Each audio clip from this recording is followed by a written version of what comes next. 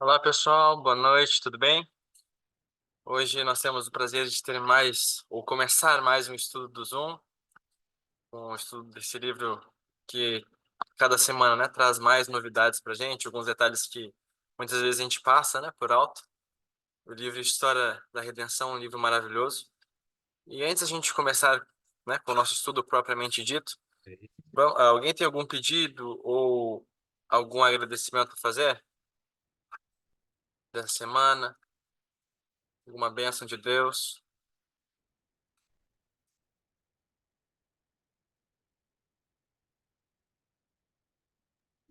Que a bênção de Deus seria estar aqui novamente, graças a Deus.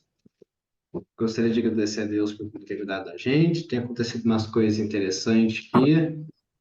Então, basicamente é isso. Só agradecer a Deus pela vida e pela semana, como ela já tem começado, que ela já tem começado boa, graças a Deus.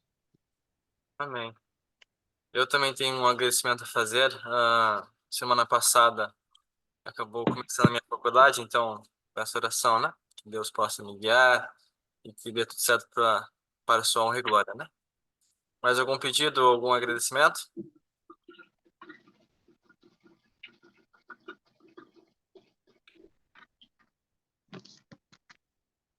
Eu acho que não. Sim, também Pode falar, Eric. pelo barulho antes. Eu agradeço a Deus pelas as pessoas que têm estudado a Bíblia. Peço oração também por elas, Marley, o Tobias, a Tobias, o Álvaro. E peço também que Deus dirija testemunhar para um senhor mais de idade, que é, também, se Deus quiser, aprender com ele algumas coisas sobre plantação. Ele peço que oração por ele, que Deus liberte ele do cigarro, de fumo. Então, Deus ajude também. Deixar o chimarrão também, que é o primeiro passo importante. Deixar o cigarro. É isso, amém. Amém. Um grande problema, principalmente aqui mais pro sul, né? E é terrível. Mas Deus, ele pode todas as coisas, né? Essa parte que nos conforta. Mais algum pedido, algum agradecimento? Senão nós já começamos com uma oração. Eu gostaria de fazer agradecer a Deus pela vida e saúde, né? Por tudo que Ele vem fazendo por nós. E o meu pedido é pela Semana Santa, né? Vai ter Semana Santa, eu vou fazer duas Semanas Santa. Semana que vem a outra, uma em Minas e outra em São Paulo. E para que possa dar frutos, que pessoas possam aceitar Jesus e avançar, tá? O Enzo perguntou, a minha esposa acabou de receber uma mensagem da faculdade e ela vai precisar assistir a aula 7h15. Então vai ser eu, tá bom? Fechado. Então, meus amigos, vamos começar com uma oração então. Peço que inclinem suas frontes e vamos falar com o nosso grandioso e maravilhoso Deus. Oremos. Querido Pai Celestial, nosso amável e grandioso Deus, Senhor, muito obrigado, Pai, por mais esse dia. Obrigado por mais uma oportunidade, Senhor, de nós estarmos aqui na Sua presença. Uma oportunidade de estarmos juntos para estudarmos, Pai, as grandiosas e preciosas palavras que o Senhor nos deixou. Nós possamos entender isso, que nós possamos colocar em prática na nossa vida e nós possamos aprender cada vez mais de Ti, Senhor, por favor. Nós possamos ter um estudo abençoado com a presença do Espírito Santo, Pai, conosco. Isso que eu lhe peço e agradeço em nome de Jesus. Amém. Então, meus queridos amigos, como o Roberto já falou, capítulo 31 do livro História da Redenção é com ele e quem puder ligar as câmeras vão ser muito bem-vindos, né? Pra gente ficar mais pertinho. Que Deus te abençoe, Roberto. Os próximos momentos são com você. Amém. Bom, pessoal, esse é um dos capítulos assim que eu gosto muito, porque esse capítulo me deu uma grande luz sobre a questão do Apocalipse 4 e 5. Então é um capítulo que eu particularmente gosto bastante, porque eu entendia de uma forma e depois.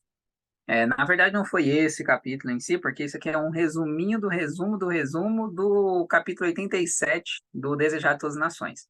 Então, a minha base hoje, por mais que o nosso capítulo é o 31 do História da Redenção, vai ser o capítulo 87. Deixa eu só tirar aqui o som.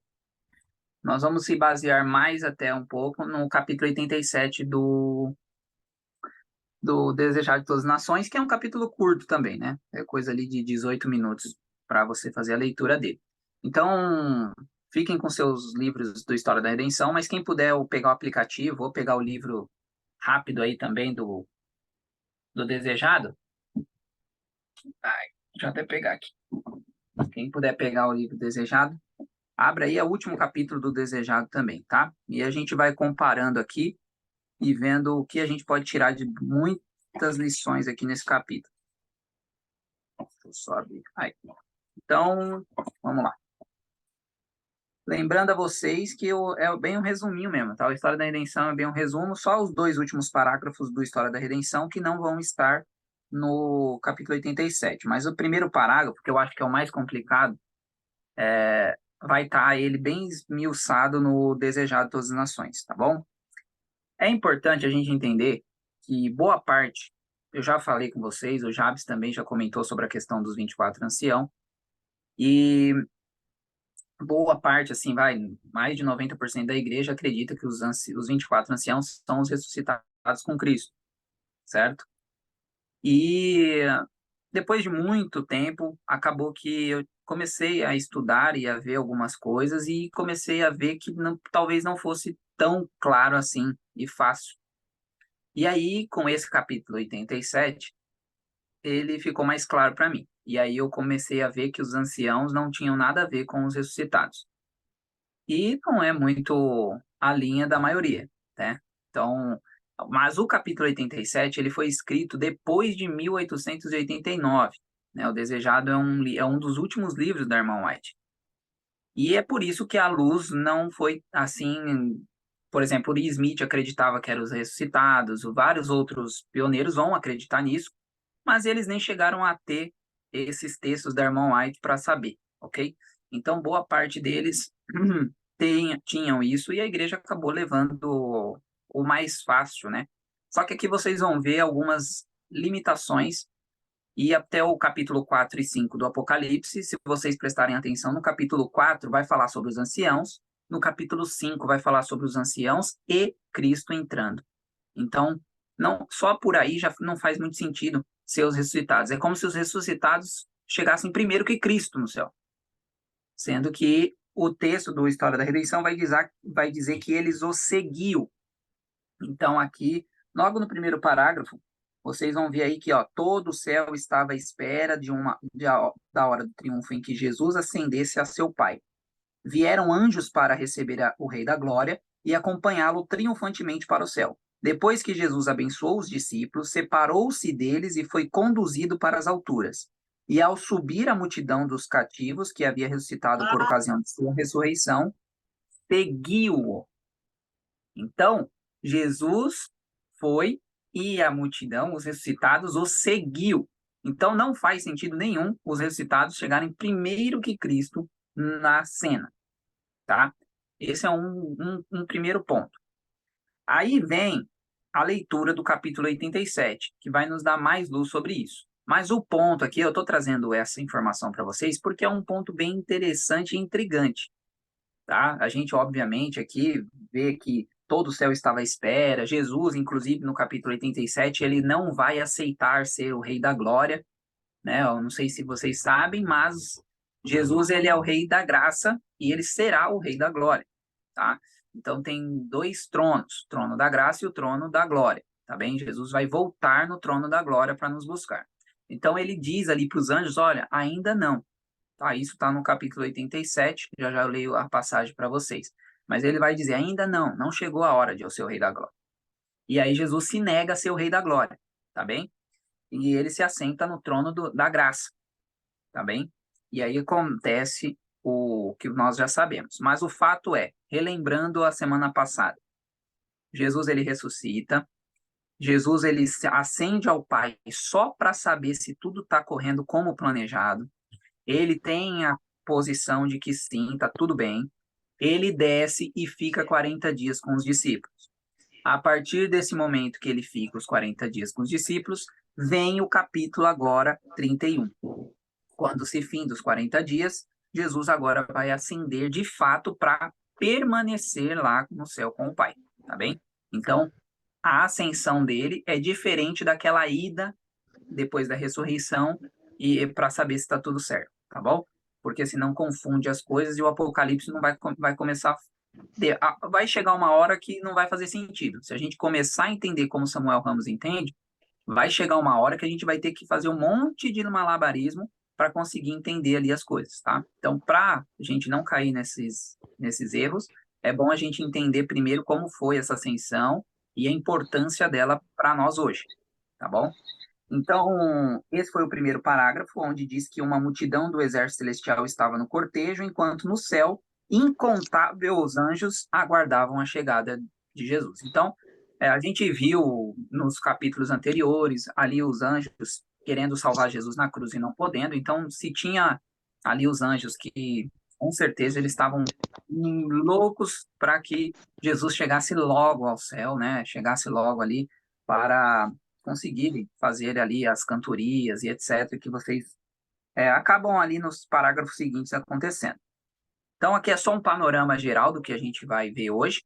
Se alguém tiver algum comentário, alguma coisa, alguma discordância, alguma coisa do sentido, fiquem à vontade, tá bom? Deixa eu ver se tem alguma mão aqui levantada. Por enquanto, não. Mas vocês podem ficar à vontade aí, tá? O Roberto, Enzo fica coordenando para mim. Oi, eu cuido aqui sim, mas eu queria só fazer um comentário bem interessante. É que beleza. Cristo, ele sobe, você falou no estudo passado, né? Que Cristo, ele subiu ao Pai para ter confirmação, né? Logo depois da ressurreição. Engraçado que ele sobe a primeira vez, parece que tem uma coisa meio informal entre os dois, de ter a confirmação dele volta, daí, né? Que ele havia falado para Maria, né? Não pode me tocar, tá? Porque eu não subi ao Pai. Depois ele volta, passa os 40 dias, e depois ele sobe de novo agora na ascensão de Cristo, né? Oficialmente, né?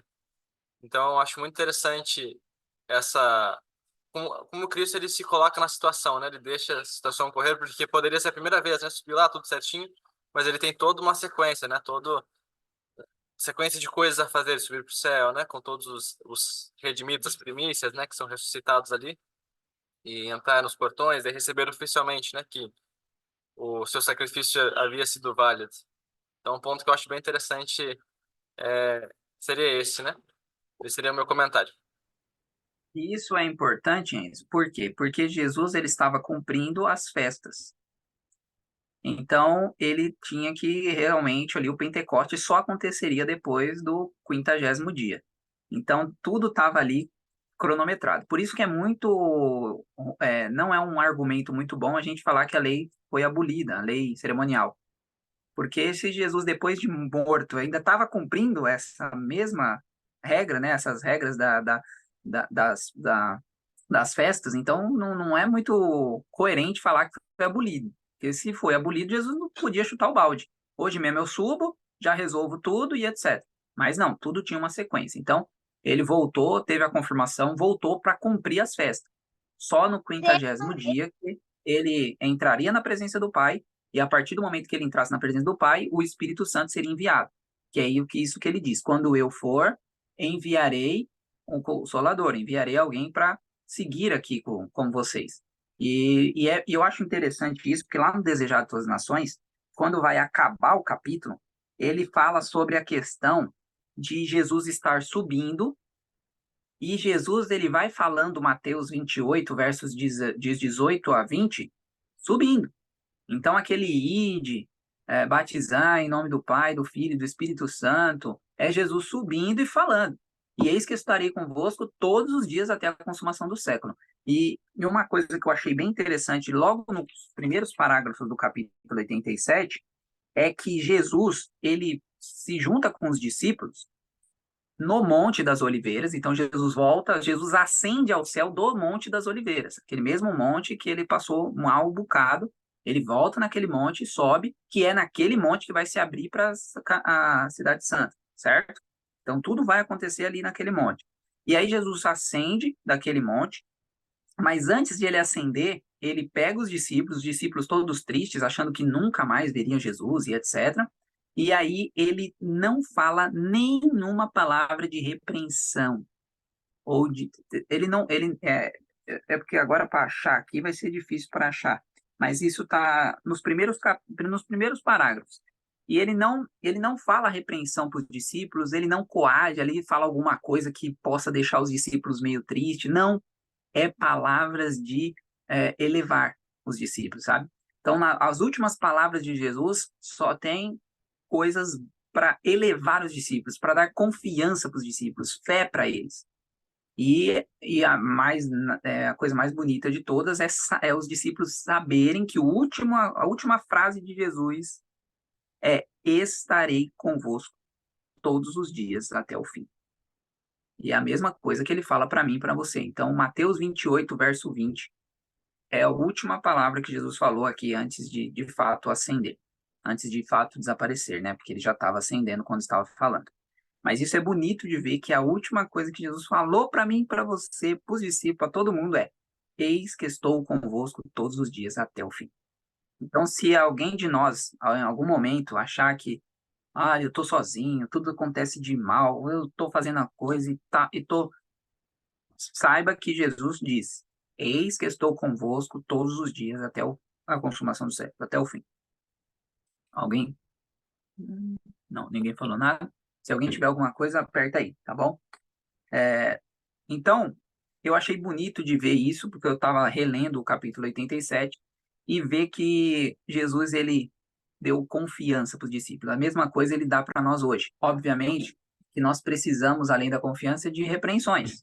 É normal. Mas Jesus, ele teve ali 40 dias, porque o problema maior de Jesus é entender. Imagine só, imagine, tá? Obviamente, não estou querendo dizer, mas se coloque na posição de Cristo nesse momento. Você é Jesus, você ascendeu, viu que deu tudo certo, agora você vai voltar para ajudar os seus discípulos. Porque você passou 3 anos e meio com eles e eles praticamente não aprenderam muita coisa. E agora em 40 dias eles vão ter que aprender essas coisas. Imagine só, irmãos. 3 anos e meio e agora 40 dias. Imagine. Aí você pega isso, Jesus ele estava ali 40 dias, com certeza ensinando, martelando, repreendendo, fazendo, acontecendo. Mas as últimas palavras dele para os discípulos foi de: olha, vai dar certo. Avancem, foquem no que vocês precisam focar e vai dar certo. Por que vai dar certo? Porque eu vou estar com vocês em todos os momentos. Então os discípulos achavam que nunca mais veriam Jesus, mas Jesus estava ali dizendo: eu vou estar com vocês todos os dias até a consumação do século. Tem alguma pergunta aqui? Deixa eu ver. De que forma Jesus está conosco até a consumação dos séculos se ele já foi para o céu? Boa pergunta, Max. Através do Espírito Santo. Por isso que Jesus diz que ele iria para que o Consolador pudesse vir. Muitas pessoas vão usar esses argumentos para dizer: tá vendo? Jesus é o Espírito, tá? E aí vão querer dizer que o Espírito Santo não é Deus. Não, não é essa a conotação. O fato é que isso também está no capítulo 87. No capítulo 87, deixa eu ver aqui se eu consigo achar rapidamente para vocês, mas no capítulo 87 vai dizer que Jesus subiu em um corpo, tá? Ele subiu num corpo. Então Jesus, aqui ó, aqui no livro não tem, mas é a página 589 do livro Desejados de Todas as Nações, segundo parágrafo.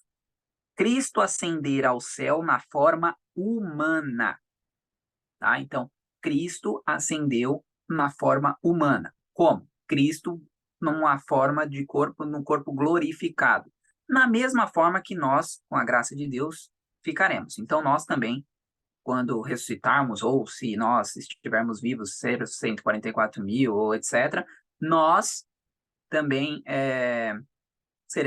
mudaremos para um corpo glorificado. Então, Jesus, ele escolheu ascender e ficar com um corpo glorificado. A partir do momento que ele está num corpo glorificado, Jesus, ele não pode estar em todo lugar ao mesmo tempo. Então, quem faz essa função é o Espírito Santo. Por isso que ele diz: eu subo, ele desce. Então, Jesus sobe para fazer a função dele de sumo sacerdote e o Espírito Santo está fazendo a função aqui de nos coordenar. Por isso que, quando na Bíblia diz, Gálatas 2:20, por exemplo, não vivo eu, mas Cristo vive em mim. Na verdade, é o Espírito Santo vivendo em mim, é Cristo vivendo. Nós somos, 1 Coríntios 6, diz que eu e você somos templo do Espírito Santo. Tá bem? Então, o Espírito Santo, quando está habitando em nós, É a mesma coisa como se Cristo tivesse. Não que os dois são a mesma pessoa, tá? Mas é a mesma coisa. Por quê? Ambos têm o mesmo propósito, a mesma missão, ok? E o Espírito Santo, assim como Cristo, também não comete pecados, tá bom? Então, nós temos que ter aqui hoje, respondendo a pergunta do Max, Cristo hoje, para mim, para você aqui nessa terra, é a unção do Espírito Santo, é ter o Espírito Santo, tá bem? Então, muitas pessoas ficam, vamos aguardar a chuva ser hoje. Irmãos, a chuva já está caindo. Só não caiu ainda com tudo, como vai ocorrer muito em breve. Mas as gotinhas, né, Deus já está espirrando a chuva, tá bem? Está espirrando a chuva, está caindo umas gotinhas ali, umas gotinhas aqui e acolá, tá? Mas logo, logo vai vir a enchente. A enchente, a chuva com todo o seu poder. E aí é o Espírito Santo em toda a sua plenitude, tá bem? Então isso é muito importante para a gente entender a dinâmica, né? Infelizmente pessoas usam isso para dizer, tá vendo? Jesus subiu e ele desceu e em espírito agora. Que nem os testemunhas de Jeová acreditam que Jesus já voltou em espírito. Então, para eles, Jesus já voltou. Por isso que eles não vão ter milênio em lugar nenhum, tá bem? Então, mas isso não é bíblico, tá bom? Então, respondendo a pergunta do Max, espero que, se alguém quiser comentar alguma coisa em cima disso, fiquem à vontade. Matheus, pode falar aí, meu amigo. Ele se torna um nesse ponto, como você está falando, por causa muito mais de representação, né? Então, o Espírito Santo, ele representa Cristo no momento. É quando a gente vê isso muito em séries, em livros e tudo mais, aonde o mensageiro vai levar a mensagem e aquele mensageiro não pode ser morto de maneira nenhuma. Se você mata aquele mensageiro, é a mesma coisa de você fazer uma declaração de guerra. Porque no momento que aquele mensageiro está lá, ele é o próprio rei, ele simboliza o próprio rei levando a mensagem e falando. E com o Espírito Santo é a mesma coisa. No momento que o Espírito Santo está lá, sendo enviado por Cristo, ele simboliza o próprio Cristo na terra, assim como aquele mensageiro enviado pelo rei simboliza o rei naquele momento.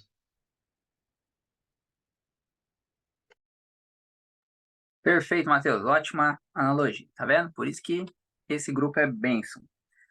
Perfeito. Então, ele explicou. É a mesma coisa também que ocorre, por exemplo, lá no capítulo 1 do Apocalipse, diz ali que a mensagem foi de um anjo que passou, que veio de Deus, que passou para o Espírito, que passou para Jesus, que passou para o Espírito, que passou para o anjo. E quem que mandou a mensagem?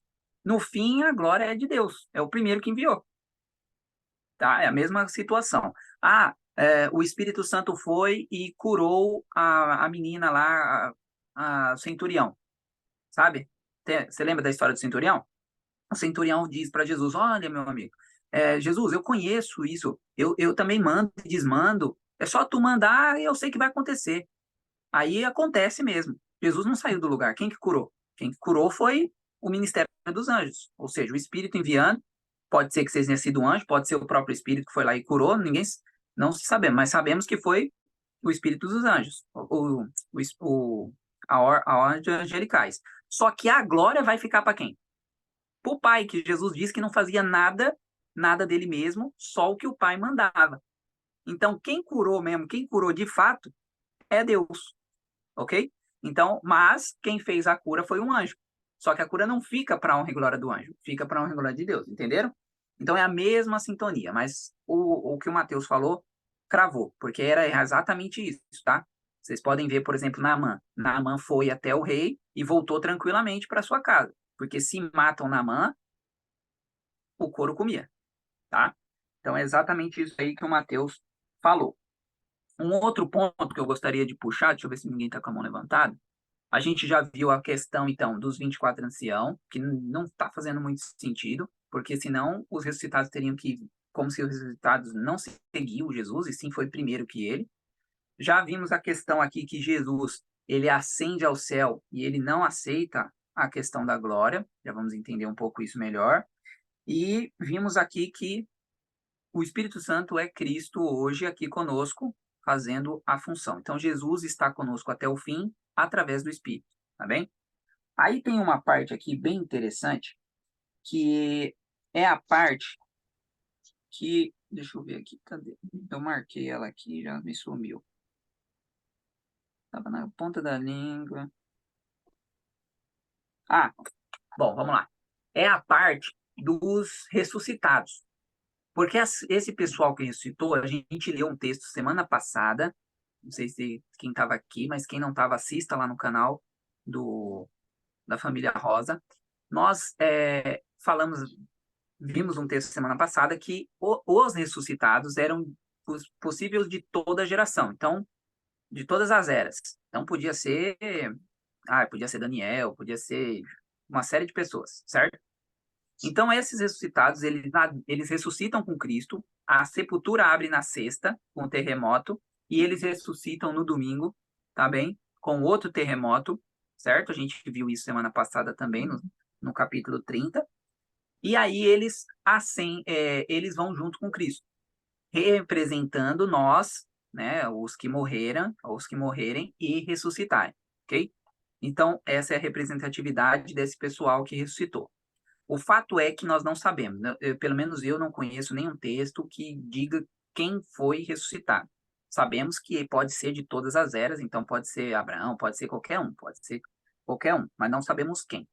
O fato é que essas pessoas entraram nas cidades, pregaram sobre Cristo, mostrando que Jesus era o Filho de Deus, ele era o Messias, e depois, quando Jesus ascende, esse pessoal também vai junto, ok? Então, no céu, nós temos pelo menos Enoque, Moisés, Elias e essas pessoas aí ressuscitadas, como o molho das primícias, tá bem?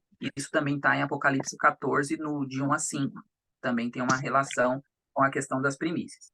Então, eles ascendem, e aí vem aquela questão, será que é ele? Será que não é? Por quê? Por causa dos textos ali do Apocalipse, tem alguns erros de nos, algumas coisinhas que a gente já falou sobre isso no grupo, e também a gente pode até ter um estudo depois referente a isso. Mas o fato é que fica aquela margem ali. É os ressuscitados ou é os 24, ou é os representantes do mundo não caídos? Aí, o capítulo 87 diz o seguinte.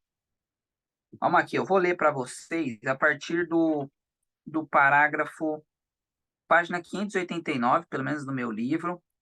Deixa eu ver aqui bem por diante. Aqui, não, mas não, capítulo 60, 590 a página. Primeiro parágrafo. Vamos ler, vou ler todo aqui, discorrer, porque a gente tem tempo. Esse livro é curtinho, o capítulo 31 é bem curto. Então vamos lá. Todo o céu estava esperando para saudar o Salvador, a sua chegada às cortes celestiais. Ao ascender, abriu ele o caminho e a multidão de cativos libertos à sua ressurreição o seguiu. É aquilo que eu disse para vocês. Jesus abriu o caminho, tá bem? Então fica meio confuso os ressuscitados serem os 24 anciãos, porque os 24 anciãos já estão na cena quando Jesus entra. É isso que você e eu leem em Apocalipse. Então não faz muito sentido. Mas vamos continuar. A hoste celestial, com brados de alegria e aclamações de louvor e canto celestial, tomava parte na jubilosa comitiva. Ao aproximar-se da cidade de Deus, cantavam como em desafio os anjos que compõem o séquito. Levantai as portas, vossas cabeças, levantai-os, ó entradas eternas, e entrará o Rei da Glória. Jubilosamente respondem as sentinelas da guarda. Quem é este Rei da Glória? Isto dizem elas, não porque não sabiam que ele é, mas porque querem ouvir a resposta de exaltado louvor. Então, a pergunta não é porque, eu não sei se é Jesus ou não. Não. É porque eles estavam fazendo ali. Quem é o Rei da Glória? E o pessoal falava, é o Rei aqui, Jesus e etc. Entendeu? Aí, aqui, ó, o Senhor forte e poderoso, o Senhor poderoso na guerra, levantai as portas, vossas cabeças, levantai-vos, ó, entre as eternas, e entrará o Rei da Glória. Isso tudo aqui está lá em Salmos 24, de 7 a 10. Salmos 24 é um salmo já dizendo sobre a ascensão de Cristo. Aí aqui diz, então se abrem de par em par as portas da cidade de Deus, e a angélica multidão entra por ela, olha aí, enquanto a música prorrompe em arrebatadora melodia. Então, ó, abrem as portas da cidade de Deus e aí a angélica multidão entra por ela, tá bem? Aí vem o outro ponto, o ponto-chave. Ali está o trono e ao seu redor o arco-íris da promessa.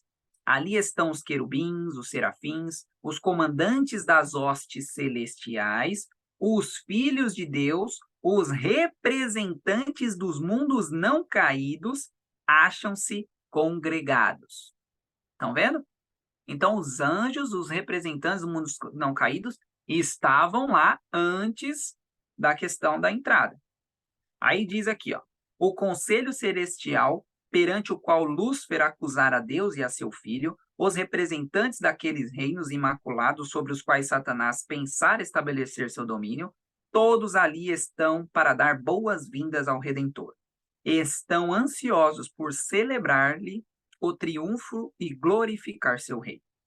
Mas eles o detêm com um gesto. Aí Jesus vai dizer, olha, eu ainda não sou o rei da glória. Aí Jesus, ó, detém eles com um gesto. E diz, ainda não. Não pode receber a coroa da glória e as vestes reais. Então ele entra na presença do Pai, mostra a fronte ferida, o flanco atingido, mostra os pés deslacerados, as mãos, ele ergue as mãos, que apresenta os vestígios dos cravos, aponta para os sinais de seu triunfo. Apresenta a Deus o molho. Aí, olha aí, meus irmãos, veja esse texto e me diga se faz sentido. Até agora a gente leu no parágrafo anterior que os 24 anciãos ali, ou os representantes do mundo não caídos, já estão nascendo. Só que agora Jesus apresenta o molho. Não faz sentido. Faz sentido para vocês? Como que eu vou apresentar alguém que já está na cena? Ele já está, se eles já estão ali, então Jesus ali, ó, aqui o texto diz que, ó, perante, estava todo mundo agora todo mundo entrou, aí Jesus mostra tudo, os cravos, né, as marcas, tudo que ele tá de marca, depois que ele se mostra, aí vem aqui, ó, aponta para os sinais do triunfo, apresenta a Deus o molho movido. Quem que é o molho movido? Aqueles ressuscitados com ele como representantes da grande multidão que há de sair no sepulcro pela ocasião da sua segunda vinda. Olha que bênção. Aí aqui diz, aproxima-se do Pai em que há alegria a cada pecador que se arrepende, que sofre, que sobre ele se regozija com júbilo.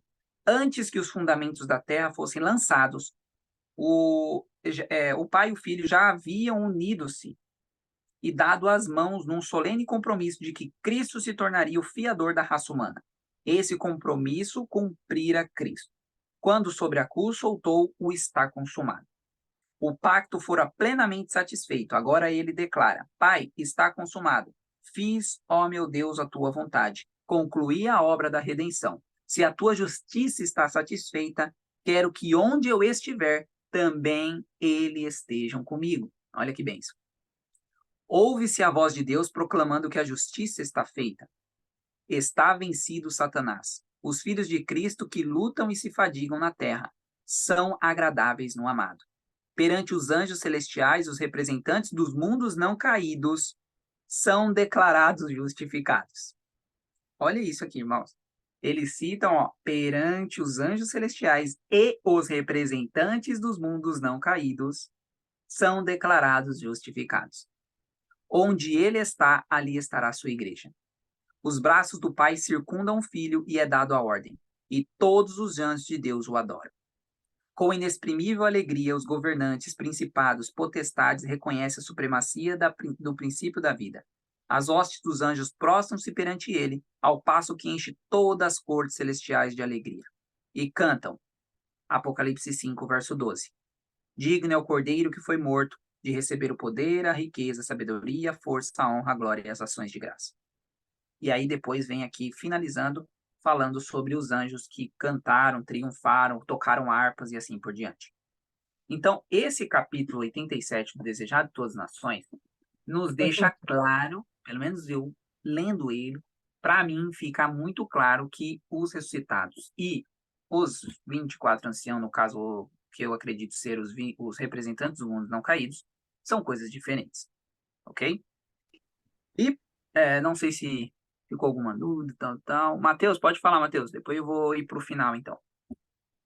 Só para falar que tem um texto bem específico que Ellen White deixa claramente dito que os anciãos são os anjos. Ela pega e fala que os 24 anciãos são anjos. Ela fala exatamente isso, de maneira bem clara. Aí depois eu pego e mando no grupo. Maravilha, Matheus. Eu também, eu vi, esse daí é o texto que ela cita Apocalipse 4 e 5, quando o anjo forte pergunta, né? Quando o João pergunta para o anjo, ah, quem... é, aquela pergunta lá, agora me fugiu a pergunta, mas o João vai perguntar, e aí o anjo, não, ele venceu. Aí Ellen White cita que esse anjo forte que está na Bíblia é um representante do mundo dos não caídos, entendeu? E aí dá. Mas o Matheus procura lá, Matheus, e manda pra gente que esse daí é o que crava, tá, irmãos? Aqui eu mostrei para vocês que, por mais que não esteja falando exatamente ali, não tá ali, os 24 anciãos são os representantes do mundo não caído, pelo capítulo 87 já nos dá uma ideia de que possa ser mesmo, tá? E isso conectando com o Apocalipse. Como eu disse para vocês, no Apocalipse 4, os anciãos estão lá. No capítulo 5, os anciãos estão lá, Jesus entra e entra o molho. Então não tem como o molho estar no capítulo 4 e Jesus não está. Estão entendendo? Por quê? Porque aqui a gente vê que eles sempre seguem Cristo. Eles nunca estão à frente de Cristo. Tá bom? Então aqui é só para que vocês saibam. Eu já aproveitei essa ideia porque eu gosto muito desse capítulo, porque esse capítulo foi o que me abriu a mente, tá bom? Para entender que os representantes dos mundos não caídos faz mais sentido ser os 24 anciãos do que os ressuscitados com ele, tá bom? Depois disso, vem a promessa de Cristo, que é o que nós estamos aguardando, que é o parágrafo aí, é o subtítulo 2. Ao olharem os discípulos tristemente para o céu, a fim de ver pela última vez seu Senhor, 2 anjos vestidos de branco puseram-se ao lado dele e lhe disseram: Galileus, por que vocês estão olhando para o céu? Este mesmo Jesus que dentre vós foi elevado ao céu, voltará da mesma forma como o viram subir. Os discípulos e a mãe de Jesus, que com eles testemunharam a ascensão do Filho de Deus, passaram a noite seguinte falando a respeito de seus atos maravilhosos e os estranhos e gloriosos acontecimentos que haviam acontecido em um curto intervalo de tempo. Então, aqui é a promessa de Jesus. Então, como eu disse para vocês, a última palavra de Jesus foi: Eis que estou convosco todos os dias até a consumação do século. Mas, depois de Jesus subir, os anjos ainda tiveram a última palavra deles. Ó, esse Jesus que está subindo desse jeito, vai voltar desse jeito. Se vocês têm uns capítulos de Ellen White falando sobre essa ascensão, e é exatamente assim, os anjos formam meio que uma nuvem, né? E aí Jesus vai sumindo até ele ascender. E vai ser do mesmo jeito ele voltando. Vai parecer uma mãozinha, né? Como a gente sabe. E quando chegando perto, vai ver que é uma nuvem de anjos. Então, os anjos, eles circundam Cristo ali. Tá bom? Então, próprios anjos ali circundando ele, faz com que ele desapareça. E os anjos se dissipando, né? Vindo buscar os remidos, né? Porque os anjos que vão vir até aqui e levar os ressuscitados, Jesus vai ficar visível, tá bem? É importante entender que todo olho vai ver, né? E Jesus vai vir com toda a sua glória para a honra e glória dele, tá bom? E o último ponto, que é o ponto-chave aqui, que eu acho que é o mais importante para nós hoje, apesar de a gente entender muitas curiosidades, eu gosto disso, acho que a parte mais importante é a ira de Satanás. Por quê? Satanás perdeu para Cristo. Na verdade, ele perdeu várias vezes para Cristo, né? Ele perdeu quando apanhou lá no céu, foi derrubado de lá. Depois ele teve uma segunda questão, né? Quando acontece a questão ali da ressurreição, eles voltam para tentar novamente. Aí entra Apocalipse 12, né? Vocês sabem disso. E aí ele perde de novo. E aí, como ele viu que com Cristo não dá, ele vai bater nos seguidores de Cristo, que somos nós. E é por isso que nós estamos nesse mundo de batalhas, né? É um leão por dia, é um avanço, é um pecado abandonado hoje, é um amanhã, e a gente vai avançando para a honra e glória de Deus. Mas tudo isso ocorre por quê? Porque Satanás ele está irado, porque ele não vai vencer Cristo, já perdeu. Toda vez que ele tentou, ele apanhou, e agora ele vai mirar em mim e em você, que são os seguidores dele. Então aqui diz o seguinte: Satanás de novo se reuniu com seus anjos e com ódio violento contra o governo de Deus, disse-lhe: Enquanto ele mantivesse seu poder e autoridade na terra, seus esforços deveriam ser 10 vezes mais fortes contra os seguidores de Cristo. E olha isso, hein? Imagine só. Em nada havia prevalecido contra Cristo, ele sempre apanhou, mas deveriam derrotar seus seguidores, se possível. Em todas as gerações deveriam procurar colocar armadilhas àqueles que crescem em Jesus. Informou-lhes que Jesus dera aos seus discípulos poder para repreendê-los e expulsá-los, e para curar os que lhes afligissem. Então os anjos de Satanás saíram como leões rugindo, procurando destruir os seguidores de Jesus. Bom, isso aqui é um ponto muito forte para nós, porque hoje nós estamos vendo isso ocorrendo. Quem faz a vontade de Deus, ou pretende, ou está querendo fazer, é bombardeado, isso em qualquer meio, não vou excluir o nosso meio adventista, pois isso ocorre também no nosso meio, mas nós estamos vendo, e é porque o nosso mundo aqui no Brasil, o Brasil é um país assim que, bom, o tamanho do Brasil é praticamente o tamanho da Europa. Então você vai pegando o Brasil, aí você fala, a gente só fica no nosso mundo. Mas se vocês pesquisarem na internet, vocês vão ver N lugares onde cristãos já estão sendo mortos, porque não negam a Cristo. Tem muitos países. E isso só vai se expandindo, expandindo até chegar em nós. Mas isso já está ocorrendo. Então Satanás, ele já está irado, ele está indo em um, tentando fazer com que esses cristãos sejam eliminados. Por quê? Aqui diz que foi dado aos discípulos, ou seja, a todos nós que seguimos a Cristo, e como expulsar demônios, como afligir e repreender Satanás. Então, obviamente, ele vai querer, quanto menos pessoas estiver repreendendo e expulsando e curando, atrapalhando a vida de Satanás, melhor, ok? Então, isso é um ponto que me levou a refletir nessas igrejas que toda vez que o poder que a igreja tem de todo dia ter Satanás dentro dela. É uma coisa que não entra na minha cabeça. Sabe? Todo dia tá expulsando um demônio lá dentro da igreja. E eu boto o demônio, parece que o demônio ali é a casa dele. Porque todo dia ele tá lá. Sendo que o ponto é que a gente precisa estar desvinculado dele. E não toda hora com ele.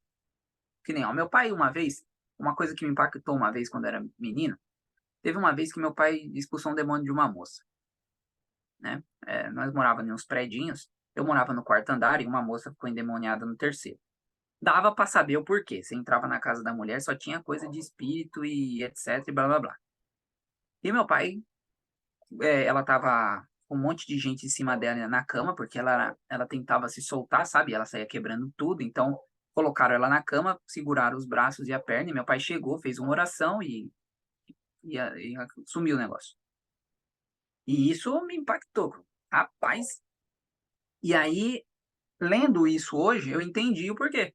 Porque, de fato, meu pai estava ali com Cristo, né? Hoje, infelizmente, não tanto. Infelizmente, ele está mais fora do que dentro. Mas, naquela época, ele estava fazendo a vontade de Deus e estava ali apto a isso. Aí, coloca-se nós agora, né? Será que nós estamos realmente fazendo a vontade de Deus a ponto de, se tiver que tirar um demônio? Eu já tive experiência de pessoas próximas a mim que foi tirar o demônio, o demônio riu da pessoa, falando, você vai querer me tirar? Olha que, só de pensar que isso possa vir para mim, eu já fico arrepiado. Imagine eu tentando me expulsar um demônio, mas você tá querendo me expulsar? Logo você, Roberto. Coisa triste, né? Mas imagine só, meus irmãos. Será que nós estamos mesmo com os estudos em dia, no sentido de estar profundamente com Deus todos os dias, orando bastante, porque a gente ora, geralmente as nossas orações é de manhã, de noite, almoço e fechou. Mas não, a gente tem que estar em constante oração, né, na nossa mente, todas as horas ali pensando em Deus, para tentar o mínimo possível dar margem para o inimigo dar rasteira na gente, né? Então isso daqui, dessa ira de Satanás, a ira de Satanás está sobre nós e vai estar sobre nós e vai piorar sobre nós, porque nós sabemos da angústia que teremos muito em breve. Se aquilo da Idade Média aconteceu, vai acontecer pior agora e nós precisamos estar preparados. Preparados, se possível for, expulsá-los colocados para fora, a autoridade foi dada para mim e para você, para quem segue Jesus. Então, eu gostaria de finalizar aqui a minha participação nesse capítulo, falando a nós que nós se apeguemos mais a Cristo, no sentido de fazer o que Cristo quer que façamos, no sentido de abandonar as coisas do mundo, porque as coisas do mundo ajudam Satanás a nos dar rasteiras. Quanto mais próximo das coisas mundanas eu fico, mais fácil é eu tomar uma rasteira de Satanás e ele conseguir me vencer, que é a única coisa que ele quer.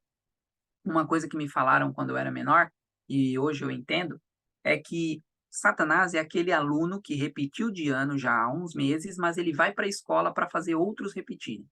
Satanás já está derrotado, ele não tem mais o que fazer aqui para tentar resolver a solução dele. Mas ele disse, eu vou, quanto mais pessoas eu conseguir levar para mim, melhor. Porque eu deixo quem triste? Cristo. Porque Jesus fica triste quando você comete pecados. Jesus fica triste quando alguém se perde, porque ele queria que todo mundo se salvasse. Mas ele não pode obrigar. Então, a alegria de Satanás é ver a tristeza no rosto de Cristo. E eu e você, como cristão que quer fazer a vontade de Deus, não podemos dar esse gostinho para Satanás. De ver Jesus triste, porque eu fiz algo que não deveria ter feito. Então, que nós possamos refletir nisso, colocar em nossa vida e na nossa mente que Cristo quer estar comigo todos os dias até a consumação do século. E que nós possamos abrir o nosso coração a Ele e falar, Senhor, eu aceito, porque sem Ti nada consigo, nada posso. Então, era isso que nós tínhamos para hoje, por mais que o capítulo é curto, mas eu tentei aqui, de alguma forma, fazer ele render, né? Espero que vocês tenham gostado. Vou deixar a Bela e o Eric falar agora. A Bela primeiro e depois o Eric, tá?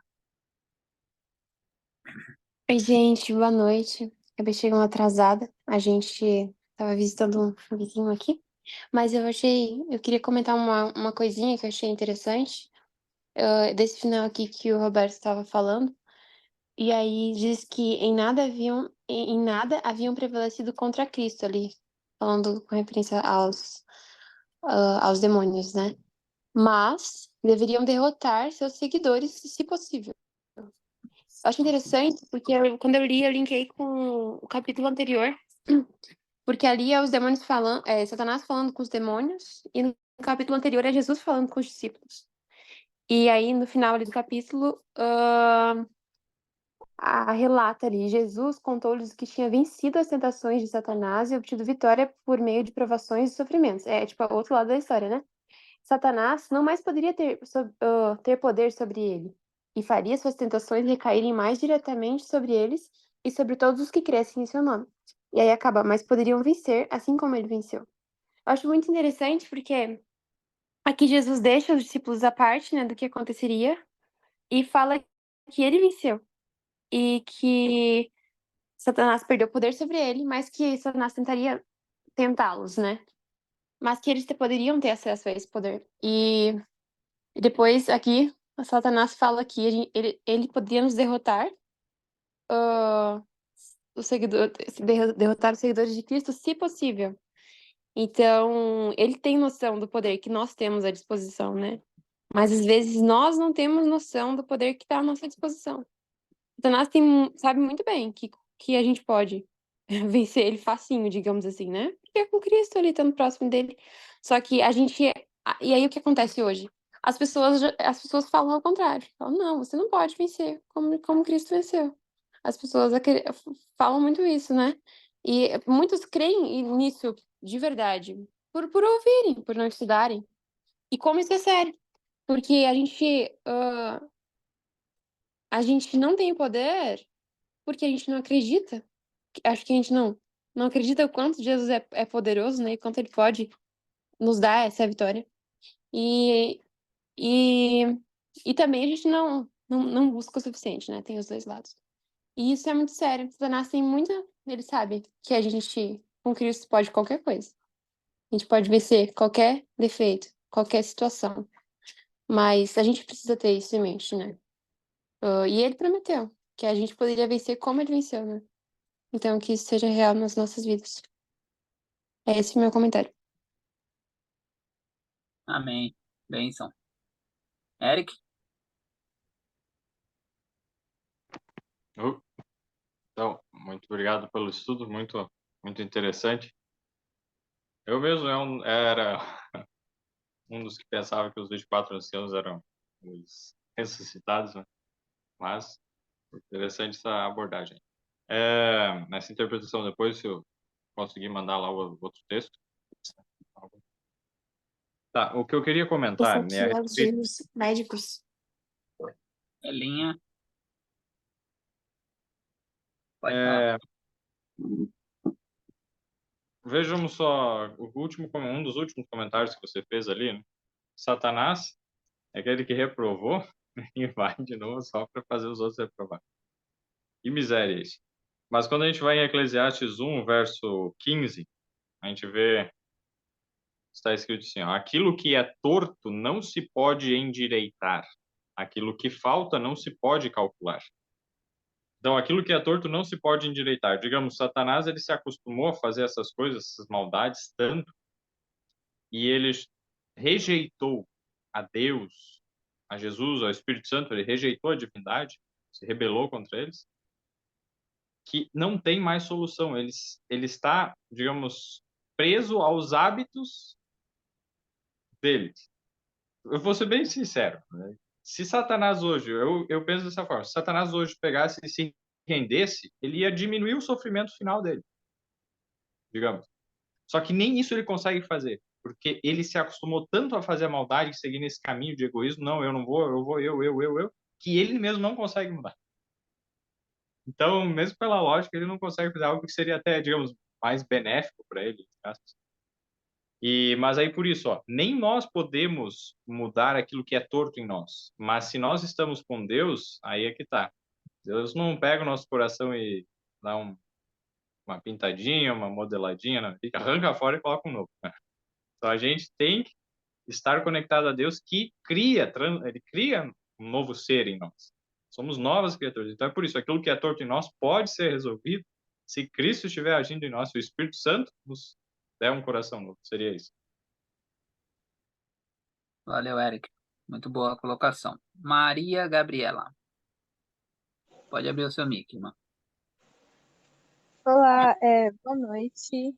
É uma grande alegria estar aqui presente para ouvir as verdades de Deus. Muito obrigada pela apresentação. E o que a Bela me falou me fez lembrar sobre algo que eu tinha estudado alguns dias desses, que é sobre as doutrinas evangélicas. Que as doutrinas evangélicas, de herança de algumas igrejas evangélicas, dizem que, olha, a gente pode até obedecer a Bíblia, mas a gente não consegue obedecer tudo. E também a doutrina de Agostinho, né? Que nós nascemos com a culpa de Adão, que o bebê nasce com a culpa de Adão e que ele interpreta aqueles salmos que fala eu nasci na iniquidade, em pecado me concebeu a minha mãe. Então é assim, nascemos de pecado, vamos morrer pecadores, né? E por ocasião da vinda de Cristo, não vai acontecer a glorificação, mas sim uma mudança de caráter. Mas Ellen White é bem clara e a palavra de Deus é bem clara que o mesmo caráter que nós temos aqui na Terra nós levaremos para o céu. É muito triste essas doutrinas evangélicas entrarem na igreja adventista que tem recebido tão grande luz. Eu muitas vezes, né, me deparo com irmãos que infelizmente acreditam desta maneira, e fazer isso é duvidar da graça de Cristo, é duvidar do poder que ele nos confere, porque Satanás, ele sabe, que nem a Bela falou, Satanás, ele sabe o poder que está disponível para a gente, mas nem nós exercemos tão pequena fé que nós não acreditamos. Se uma vez caímos, não foi porque Deus não teve recursos suficientes, não é porque a graça de Cristo é falha, mas sim porque não vigiamos e nem oramos. Nós não buscamos auxílio divino, nós não depositamos nossa fé em suas promessas, né? Então nós devemos estar preparados, nós devemos nos preparar a buscar a graça de Cristo, né? Porque sem ele nós não podemos fazer nada.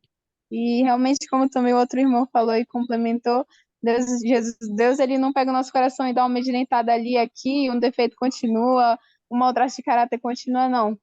No mesmo capítulo que tantas pessoas usam, né, para justificar seus pecados, eu nasci na iniquidade, em pecado me concebeu a minha mãe, Davi, ele diz, cria em mim, ó Deus, um coração puro. Ele não diz, pega o meu coração e dá um jeito aí, né? Não, ele diz, tira, Senhor, e dá-me um novo coração, um coração puro, e renova dentro de mim o espírito inabalável. Que essa seja a nossa oração, né? Esse é o comentário que eu gostaria de fazer. Muito bom, Maria. Deus seja louvado. Ótimo comentário. Mateuzinho? Então, né, enquanto vocês comentavam, eu fui lembrando de algumas coisas, e aí trazendo justamente para o tema que a gente estudou hoje, eu vou parafrasear o que o Wagner disse, mas o Wagner pegava. Foi o Wagner. O Wagner pegava e falava o seguinte, né? Que aqueles que não acreditam numa vitória completa e perfeita sobre o pecado, eles esquecem que Cristo não apenas morreu na cruz para perdoar os nossos pecados, mas ele também ressuscitou e ele vive no céu, assim como ele vive na gente. Então, a certeza que a gente tem justamente da vitória sobre o pecado, assim como Cristo venceu o pecado, é justamente porque Cristo vive. Por fato de Cristo viver é o que dá sentido e o que dá esperança da gente também vencer. Porque se Cristo não vivesse, se Cristo estivesse morto ainda hoje, eu não venceria pecado nenhum. Mas como Cristo vive, eu sei que eu posso vencer o pecado, porque Cristo vive não apenas no céu, mas também vive em mim. E a vida que ele vive em mim hoje tem que ser, né? Porque Cristo não vai viver uma vida diferente. A vida que ele vive em mim hoje tem que ser a mesma vida que ele vivia na Judéia há cerca de 2024 anos atrás, né? Deus, ainda citando o Wagner dentro disso, Deus, quando ele vive na gente, ele não ressuscita aquele eu que foi morto na cruz, como diz lá em Gálatas. Não é isso que acontece. Quando Cristo vive em mim, a vida que eu vivo é a vida dele, e não a minha vida que foi morta na cruz, que de alguma maneira ele ressuscita ou qualquer coisa do tipo. Não, agora é Cristo vivendo em mim, né? Então, a nossa certeza da ascensão de Cristo, a nossa certeza de que Cristo está vivo e subiu para o céu, é a mesma certeza de vencer o pecado, só que muita gente não entende isso. Acredito que a grande maioria, acho que é pouquíssimos, tipo, quando conheceu, foi aprendendo a respeito da doutrina, a gente aprendeu de fato que a gente pecaria até Jesus voltar, que a gente era pecador e tudo mais. E conforme a gente foi estudando, conforme a gente foi lendo, a gente foi vendo, peraí, não é bem assim. Só um detalhe como que eu acordei para as coisas da verdade, né? Foi porque quando eu fiz estudo bíblico, eu tinha, sei lá, uns 7, 8 anos. Quando eu fiz estudo bíblico, uma coisa que eu aprendi era que pecado era transgressão da lei. Pecado era isso. Pecado era unicamente transgressão da lei. E desde então, dos 7 anos para frente, que foi quando eu nasci dentro da igreja, mas foi aprender essas coisas só com 7 anos, né? E aí, desde os 7 anos para frente, eu sempre tive isso na cabeça: pecado é a transgressão da lei, pecado é a transgressão da lei. Porém, eu pensava de fato que a gente só ia deixar de transgredir a lei quando Cristo voltasse e tudo mais. Mas teve uma vez que eu ouvi um sermão na igreja que falava que a gente nascia pecador, e isso bugou minha mente totalmente, porque eu fiquei, peraí, como assim a gente nasce pecador, sendo que o pecado é a transgressão da lei? Qual que é o sentido dessas coisas? E aí, depois disso, eu fui buscando compreender mais e fui mudando o pensamento. E acho que basicamente é isso que eu vou comentar sobre, que conforme a gente lê, a gente estuda e a gente aprende, a gente vê que a vitória de Cristo, a vitória que ele teve, é a nossa, porque é ele vivendo na gente. Mas acho que é só isso mesmo. Obrigado, Mateus. É, tem um ponto que ontem eu estava passando um estudo da igreja, lá na igreja, né? Porque tá estudando aquele livro da CPB, Estudos Bíblicos. Inclusive, gostei. Então, o estudo ontem me incumbiram de passar a perfeição cristã. Aí, peguei lá, lendo os textos, meu, está muito bem explicado ali mesmo. Até CPB é novo até o negócio, tem o Vida Sem Pecado lá também. Então, eu recomendo o pessoal aí que quiser comprar esse livro da CPB aí dos estudos bíblicos, vai estar bem legal. E conversando isso ontem na igreja, parece um tabu, mas não é um tabu, né? A questão da perfeição não é um tabu, é que a gente faz ser tabu. Mas por quê? Porque a gente, quando fala em perfeição, 99% das pessoas vão entender que perfeição só encaixa em Deus. E aí, quando para você tirar isso dessas pessoas é impossível. Porque elas vão dizer, quantos aqui já ouviram? Perfeito só Deus. Perfeito só Deus. É uma coisa que eu ouço isso aí umas 3, 4, 5 vezes por dia. No mínimo. Perfeito só Deus, perfeito só Deus. Por quê? Na cabeça das pessoas, a perfeição só pode ser encontrada em Deus. De fato, é. Porque sem ele não somos jamais. Mas nós temos níveis de perfeição. Então, por exemplo, os anjos são perfeitos, não é Deus. O Adão era perfeito antes do pecado e não era Deus. Então, só aí, por aí, a gente já vê que não é uma perfeição apenas. Então, para tirar esse estigma das pessoas, é uma coisa que eu fiz ontem na igreja, e em todas as igrejas que eu vou falar sobre perfeição, eu sempre começo com isso, gente. Temos vários tipos de perfeito. Então, o perfeito absoluto, que é o perfeito de Deus, esse ninguém alcança, ninguém nunca vai ser. Mas nós temos níveis de perfeito. Tem o perfeito por natureza, tem o perfeito por estágio, tem o perfeito pleno, que é o que nós queremos alcançar. O próprio Paulo, em Filipenses 2, ele diz que, não que eu me ache perfeito, mas prossigo para o alvo, prossigo para ser perfeito. E depois, no verso 15, ele diz, e nós que somos perfeitos. Ou seja, aí mesmo ele está se contradizendo? Não. Ele está falando sobre a perfeição plena. Ele não julgo que eu estou perfeito pleno, mas prossigo para ser pleno. Mas nós que somos perfeitos, perfeito no quê? Naquilo que ele sabe. Então, Paulo vivia a perfeição por estágio. Entendeu? E nós estamos, boa parte de nós aqui, acredito que todos nós aqui estamos nessa perfeição por estágio. Então, é interessante a gente entender que a fé não exclui a obra e a obra não exclui a fé. Ambas andam conectadas, tá bem? Então, isso é muito importante, porque o que nós queremos hoje é, de fato, como a nossa irmã Maria falou, infelizmente, a questão hoje é o mais simples. Aceito Jesus, vivo minha vida do jeito que eu quero e ele vai me salvar. Isso é o que todo mundo pensa e dentro do Adventismo a gente está levando isso. Sendo que o nosso movimento nasceu para combater essa heresia. Só que nós estamos entrando no meio dela. Isso é muito, muito duro de nós, né, como adventistas, mas temos aqui pessoas, sim, que estão sendo fiéis. Lembrando a vocês que o remanescente será salvo. O remanescente precisa ser eu e você, tá? Então, é como eu disse para as pessoas, olha, pessoal, a questão da perfeição é você viver aquilo que sabe. Não é você ver o que o irmão está vivendo, porque você não sabe o que o irmão sabe. Então, se cada um de nós, se o Roberto fazia a parte dele, a irmã Jeane fazia a dela, o Mateus fazia a dele, o Enzo fazia a dele, cada um começar a fazer a sua, os irmãos vão começar a ver, nossa, meu, o Roberto parece que tem Cristo mesmo. A Jeane parece que tem Cristo. O Mateus, olha, o Mateus tem Cristo. E eles vão começar a ficar encacucados com isso. E aí eles vão querer seguir o quê? A Cristo. Que Cristo vai acabar estando em mim e você.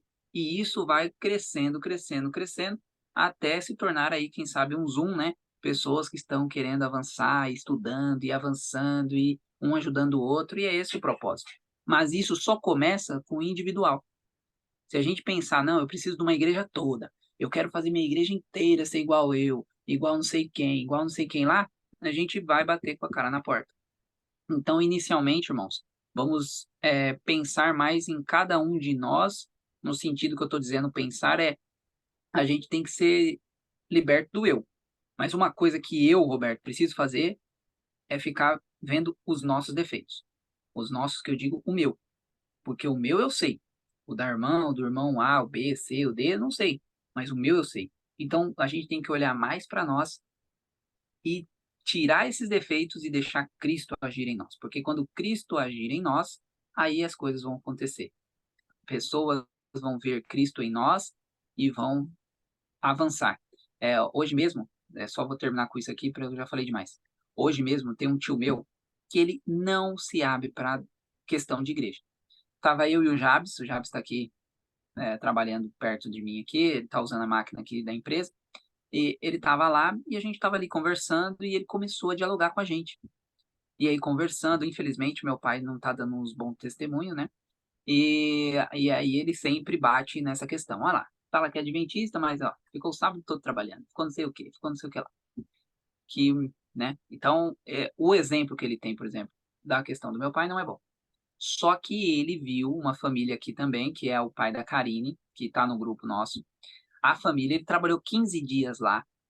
E ele pegou para nós falando: olha, eu vi uma família que eu vi Cristo nelas. Glória a Deus por isso. Eu vi. As meninas eram educadas e não sei o quê, e eles faziam culto todo dia de manhã, e eles faziam isso, e eles almoçavam na hora ali, e eles faziam aquilo. E ele começou a falar. Tanto que eu olhei para o Jabes depois, né, que ele saiu e falei: tá vendo como é bom ter uma família bem ordenada? Por quê? Impacta. Então é isso que eu e você precisamos fazer. A gente precisa impactar as pessoas através do nosso viver Cristo. Porque é Cristo que faz a diferença, Cristo que muda as coisas. Então eu só dei esse exemplo aqui, que nem é um exemplo meu, tá? É um exemplo de uns amigos aqui, que eu fiquei muito feliz de ver o testemunho que eles deram. E vou contar isso com a maior alegria do mundo, porque eu sei que eles fazem isso para a honra e glória de Deus.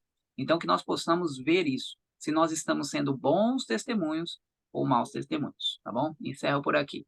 Não sei se alguém quer falar mais alguma coisa, a dona Bela quer falar. E Bela, se quiser encerrar, pode ficar à vontade. Não, só um comentário rápido. Ah, eu queria comentar com relação ao que vocês estavam falando ali, né? Agora há pouco, sobre Cristo em nós. A gente entende, né? A gente sabe que ah, as nossas, por nós mesmos, nós não podemos praticar nada de bom. Nada de bom sai da gente. Então, tudo que, tudo de bom que a gente pode produzir vem de Cristo, né? E é Ele operando na nossa vida através do seu poder.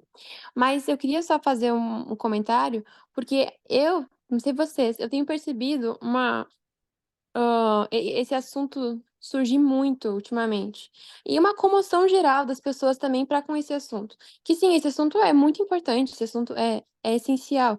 Mas eu tenho visto, às vezes, um entendimento um pouco espiritualizado desse Cristo em nós, do que é esse Cristo em nós. Queria compartilhar isso com vocês. Ah, porque às vezes é colocado Jesus, né, o trabalho dele em nós como se fosse tudo, como se fosse ele entrar em nós e ele fazer as coisas, entende? E eu não vejo que as coisas sejam dessa maneira, porque às vezes é apresentado esse Cristo em nós, né, repetindo essa palavra, mas como se isso tirasse o esforço humano que é necessário, que é preciso.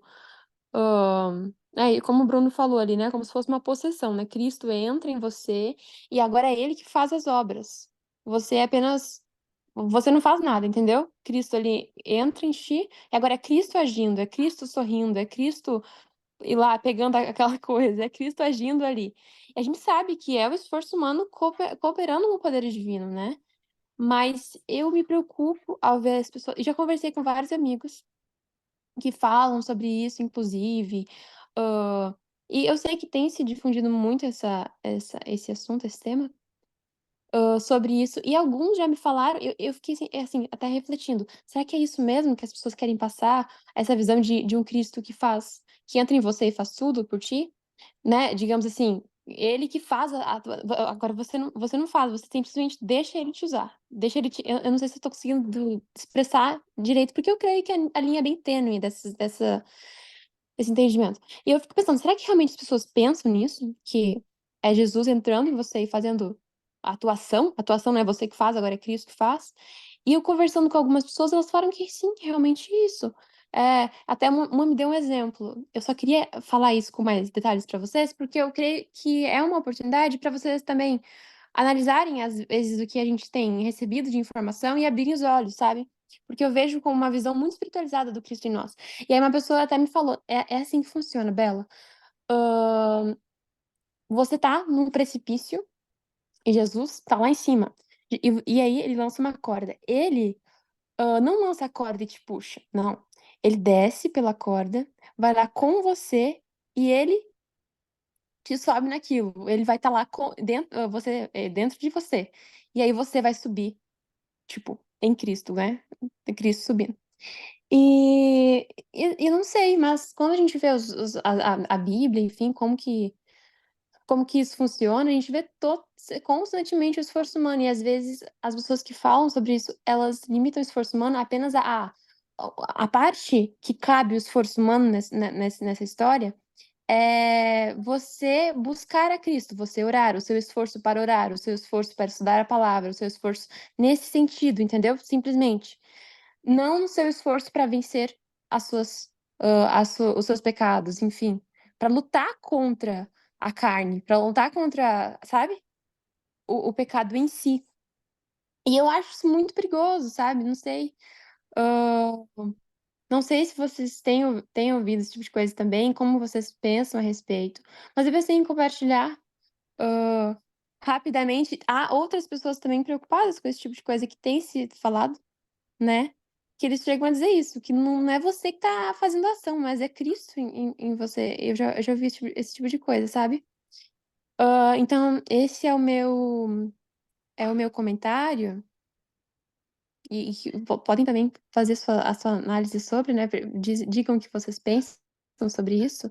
Mas eu creio que é um pouco perigoso, sabe? Um pouco perigoso, porque pode nos fazer a gente se posicionar de uma forma um tanto equivocada na luta contra o pecado. Né? De que Jesus vai fazer tudo em mim, meu esforço não vale, até acaba que eles introduzem um entendimento equivocado do que é justiça própria, porque às vezes eles colocam a justiça própria como sendo a minha ação de fazer o bem, de fazer o correto, é justiça própria, então já é um erro. Eu não posso me esforçar para fazer o que é correto, porque vai ser uma ação minha, uma ação carnal, e isso é errado. Quando na verdade a gente sabe que se a gente ah, age bem, a gente é justificado ali pela nossa boa ação, a gente é salvo por aquele nosso agir corretamente, entendeu? É esse o comentário, gente, mas fiquem à vontade aí, digam o que vocês pensam.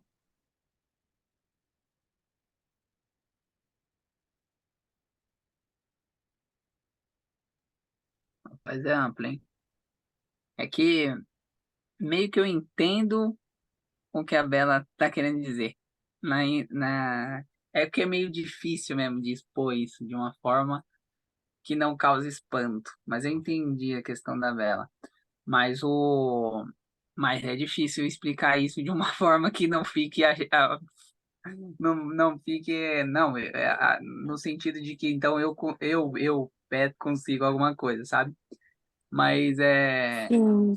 deixa eu dar uma olhada aqui em Porque algumas eu outras digo pessoas. assim, Roberto, a linha é muito tênue, entendeu? Eu Sim, sei sim, é muito. que o poder é dele e todo, Tudo de bom é todo, dele. sim, entendeu? A honra é dele, né? Não é para mim a glória, entendeu? Mas é mesmo essa questão de como isso funciona. Eu sei que é tênue essa questão, mas É tênue. É tênue porque a questão vai girar em torno de para que está sendo feito isso. A pessoa ela pode fazer, por exemplo, eu tenho um tema onde eu falo sobre a questão da justiça de Cristo. Inclusive estou pregando bastante aqui na região essa ideia, a ideia da justiça de Cristo. E o pessoal, tipo, na última igreja que eu fui, tinha 200 membros. Eu perguntei, alguém já ouviu falar em justiça de Cristo? Ninguém levantou a mão. Ninguém levantou a mão. Aí a gente fala que prega as 3 mensagens angélicas, mas a terceira mensagem angélica, ela é a justiça de Cristo. Então a gente não prega, porque a gente nem sabe o que é. Então essa questão da justiça de Cristo, de fato, ela é muito complicada, mas eu entendo assim, no sentido. Quando a gente pega João 5, por exemplo, João 5, João 8, João 14, Jesus vai dizer 3 vezes que dele mesmo ele não faz nada. E toda vez que Jesus é colocado como algo no lado bom, ele se nega a receber isso. Por exemplo, o jovem rico chega em Jesus e diz: bom mestre. E Jesus diz: não, eu não sou bom. Bom é Deus. Por quê? Porque Jesus está aqui como humano. Então Jesus sabe da sua dependência de Deus. Inclusive, Jesus venceu porque ele não se desvinculou nenhum segundo de Deus, senão ele teria fracassado. Então, a questão, e Jesus vai dizer isso várias vezes: de mim mesmo eu não faço nada. E esse é um exemplo que Jesus traz para nós também. Tá? E é assim que eu vejo. Então, Jesus traz esse exemplo para nós, porque ele é meu modelo. Se Jesus, que é Jesus, ele não fez uma cura, tá? Porque ele fala que não faz nada dele mesmo, que tudo que ele faz vem do Pai. Então, Jesus, ele, tudo, eu até choco lá, né? Eu falo, ó, pessoal, vou chocar vocês aqui. Jesus não fez uma cura, porque tudo que foi feito foi o Pai que fez. Obviamente, Jesus tinha autoridade. Por quê? Ele mandava, as coisas aconteciam. Por que que ele tem autoridade? Pela questão da obediência que ele tinha. Então, por exemplo, Jesus pode usar você, eu, ó, sai aí, seu demônio. E o demônio vai ouvir. Por quê? Ele só vai ouvir se eu estiver fazendo a vontade de Deus. Se eu estiver junto com fazendo as vontades do demônio, o demônio vai rir da minha cara. Estão entendendo? Então, é a básica. Então, Jesus, ele mandava, as coisas aconteciam, porque ele fazia tudo que Deus mandava. Tanto que o capítulo 14 de João é aquela parte de Filipe, Filipe falando, mostra o Pai, e Jesus falou, ó, tô aqui, você fazendo as coisas que o Pai faz, e você não tá vendo?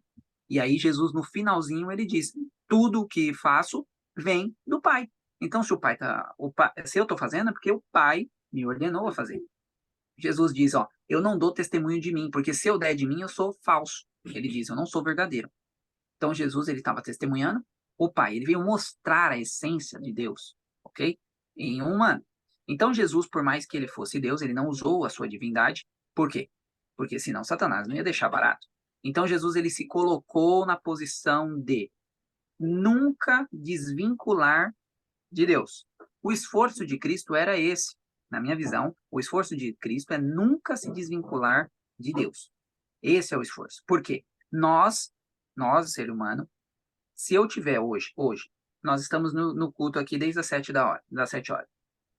Às 7 horas, geralmente, em todo o Brasil, tem jogo de futebol entre amigos. Se eu tenho um jogo de futebol às 19 e o Zoom às 19, o Roberto ia para o jogo de futebol. Se eu vim para o Zoom, é porque o Roberto se esforçou para fazer a vontade de Deus. E Deus veio e fez essa vontade acontecer. Porque entra aí Filipenses, onde diz que ele é tanto querer quanto efetuar. Quando a gente entende a justiça de Cristo, fica mais fácil entender isso. As pessoas usam esse texto para dizer que a gente não tem livre-arbítrio. Porque Deus é o querer efetuar, mas não. É que nós deixamos o nosso gosto e Deus efetua a vontade dele. Mas por quê? Porque a união entre os dois. Na minha concepção, a questão de mim, Roberto, é morrer para o eu. Esse é o nosso principal foco. E isso não é algo novo. Se vocês pegarem Isaías, por exemplo, 26, verso 12, ali diz que todas as obras pelo povo feitas é por mim, diz Cristo, diz o Senhor. Tá? Então, desde o Velho Testamento, tanto que Paulo em Colossenses, eu tô colocando aqui porque tá lá nos meus slides. Depois eu mando para vocês os slides para você ter uma noção.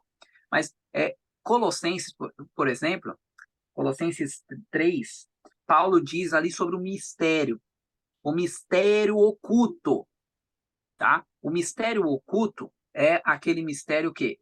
Aquele mistério da Cristo em vós. E aí ele diz lá no verso final, Cristo em vós é um mistério oculto. Oculto por quê? Porque não se falam mais nisso. Quando é alguma coisa oculta, é que já existia, certo? Então sempre foi Deus que veio fazendo, porque eu e vocês não podemos fazer o bem. O ser humano tende a fazer o que não presta. A gente só faz o que presta quando estamos vinculados com Deus. Entendeu? Então, esta é a minha visão deste assunto. Não, nunca, jamais vai deixar do esforço humano deixar de agir, tá? Porque Deus não vai fazer o bem em você se você não se esforçar para isso ocorrer, tá bem? Então, é nisso que eu entendo que a questão da Bela se encaixa, tá? Por quê? Porque eu não faço nada de bom. Então, eu preciso de esforço, tá? Meu esforço vai fazer com que Deus haja em mim para fazer aquela ação, sabe? Então, é nessa forma que eu vejo, mas eu não sei se compreendi exatamente, porque, como a Bela disse, a linha é tênue e a gente tem que tomar cuidado para as pessoas não entender que a gente é o bambambam, bam, bam, sabe? Porque pode parecer isso, tá? Se você limita a questão de Deus fazer o bem em você, porque você não consegue fazer, aí pode aparecer, pode não, vai aparecer para as pessoas, esse daí, tá vendo? Ele já tá até melhor que Deus. Então, realmente, a linha é tênue. Olá, irmão. Cadê? Pode falar, irmão. Tudo bem? Boa noite a Tudo, Davi. todos. Boa noite. Amém. Eu gostaria de dar apenas uma parcela de contribuição, ler alguns, bem rápido, tá bom? Existe um princípio bíblico, Romanos 14, fala que tudo que não vem de fé é pecado. Então, todas as minhas obras, se elas não forem produzidas pela fé, elas são pecados. É um princípio chave de nós entendermos sobre essa questão. Então, tudo o que não vem de fé é pecado. Então, eu posso fazer as melhores obras, mas se não for Cristo fazendo, saiba que essas obras são pecado. Como assim? Talvez possa ficar, aí um pouco embaralhado na mente de algumas pessoas. Eu gostaria de ler um texto de Ellen White, que se encontra em Parábola de Jesus, página 80. Eu acredito que esse texto a maioria das pessoas conhece. Ela diz assim, ó, todas as nossas obras dependem de um poder que não está em nós. Então, as boas obras que são aceitas pelo céu, elas dependem de um poder que não está em nós. Então, não somos nós a fazer essas obras. Porque a Ellen White fala que tudo, o Caminho a Cristo, a Ellen White fala que tudo que o ser humano possa fazer está poluído pelo egoísmo, pelo pecado. Então, tudo aquilo que eu vou fazer, se não for Cristo fazendo, se não for Cristo atuando, saiba que é pecado.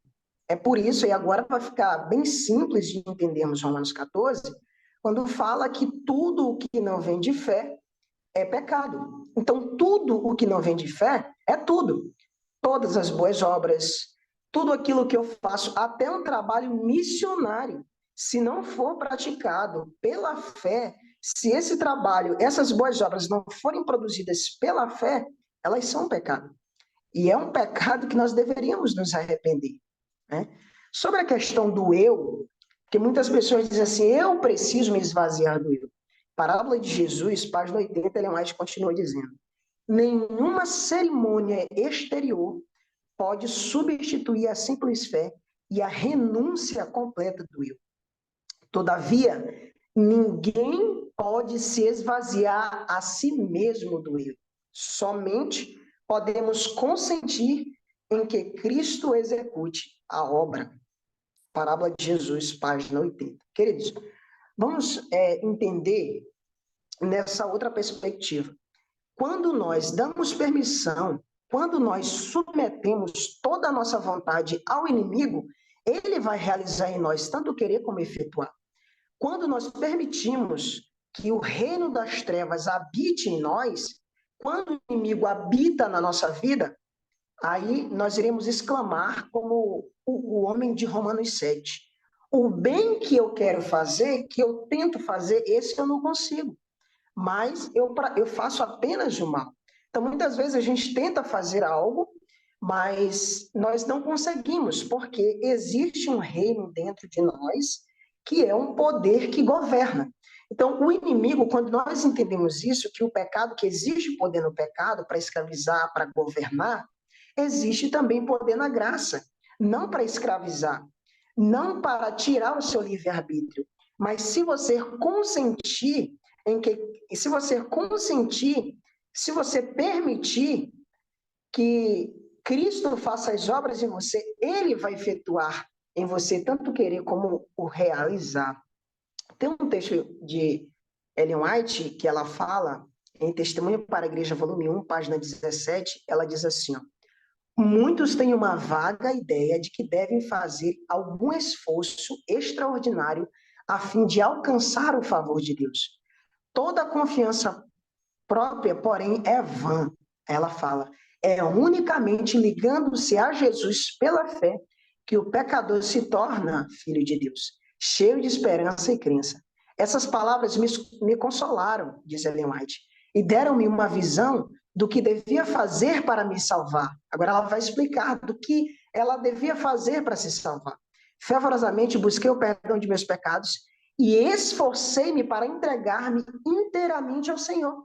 Quando você entrega inteiramente ao Senhor, a vontade de Jesus emerge na sua vontade. E agora, você é interessante que quando você se entrega para ser dominado por Cristo, vai chegar situações que você vai dizer assim, ó, nossa, eu não acredito que eu não fiz isso, porque toda vez eu faço isso. Mas, na verdade, quem fez em você essa boa obra, quem realizou em você essa boa obra, foi Cristo.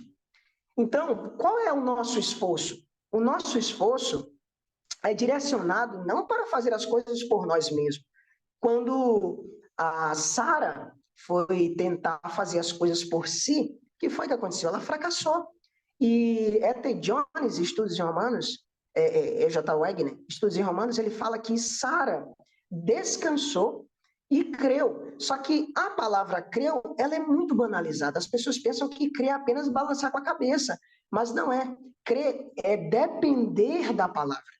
Crer é acreditar que aquela palavra tem poder para realizar em nós, tanto querer como efetuar. Vai muito mais além do que as pessoas explicam o que é crer.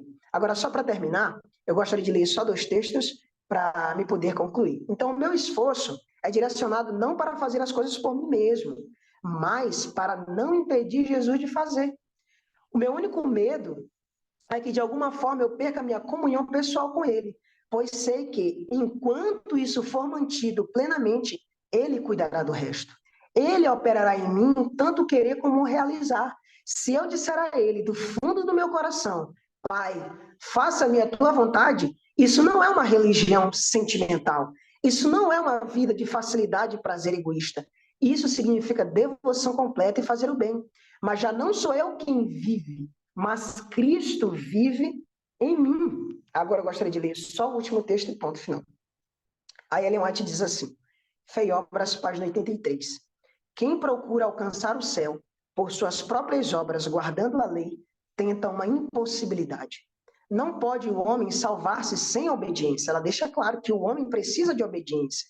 Mas quem faz essas obediências? De onde provém essa obediência? Aí ela continua, Ellen White.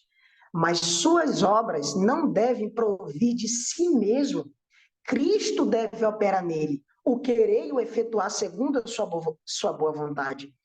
Se o homem pudesse salvar-se por suas obras, teria ele algo em si mesmo pelo qual se alegrar. O esforço que o homem faz em suas próprias forças para obter a salvação é representado pela oferta de Caim. Tudo que o homem pode fazer sem Cristo é pelo egoísmo e pecado. Mas aquilo que é operado pela fé é aceitável a Deus.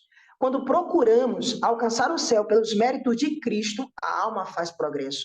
Olhando para Jesus, o autor e consumador de nossa fé, podemos prosseguir de força em força, de vitória em vitória, pois por meio de Cristo, a graça de Deus operou nossa salvação completa. Então, era só essa parcela de contribuição que eu gostaria de dar para os irmãos. Tá? Então, a nossa parte é permitir, consentir que Cristo faça. Ele vai realizar em nós, tanto querer como efetuar, segundo a sua boa e perfeita vontade.